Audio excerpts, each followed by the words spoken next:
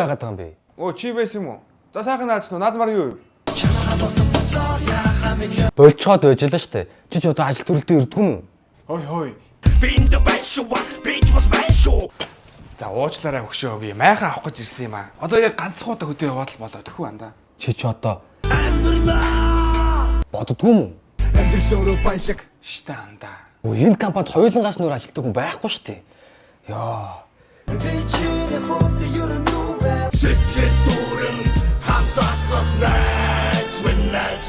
Яа чи яста зовлонтой юм аа.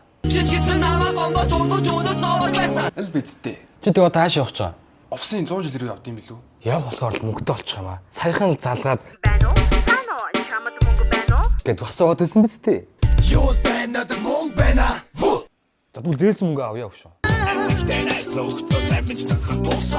Гэдэл мань чамаас мөнгө зээсэн шүү дээ. Удахгүй ажилд орохоор мөнгө гэж өгчөө тэхүү. Тэгжинс ажилд орох уу? Харин 8 сарын 8-нд аудын баяраар Айсто Бонексын тоглолт болох юм билээ. Тэрийг үдэж аудын баяраа тэмдэглэчээ тэгээ ажилд орох өгшөө. Гү чи аав биш үсттэй. Завгасаа л ирээдүйд болно шүү дээ өгшөө. Тэгээд ч Сайхан ирээдүйн төлөө бид үргэлж хамтдаа. Хөргөч минь хөдөө олохгүй өмнөөс бүдэрч явнуудаа. Би бодуудаа цаг хугацаа харуулдаа.